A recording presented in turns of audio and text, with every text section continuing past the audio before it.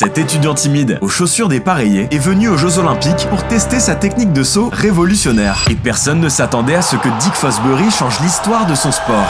Car avant lui, les athlètes utilisaient deux méthodes pour le saut en hauteur. Le ciseau, où il fallait lever une jambe après l'autre, et le rouleau ventral, où on s'enroulait autour de la barre. Dick était doué, mais aucune de ces techniques ne lui convenait. Et puis un jour, l'Américain tente un truc, sauter dos à la barre en projetant ses épaules en arrière. Il se rend compte que son bassin monte plus haut et que ses performances explosent. À 20 ans, alors qu'il poursuit ses études d'ingénieur, Dick décroche de justesse sa qualification pour les JO de Mexico en 1968, alors qu'il ne maîtrise pas encore parfaitement sa technique. Quand l'Américain réalise son premier saut, les juges n'en croient pas leurs yeux, mais sa méthode est bel et bien légale. Le stade, lui, adore et scande olé à chaque fois qu'il passe une barre. Dick semble inarrêtable. Devenu le chouchou du public, il n'a plus que deux concurrents face à lui. Aucun d'entre eux ne franchit le record olympique à 2,24 m. C'est maintenant au tour de Fosbury.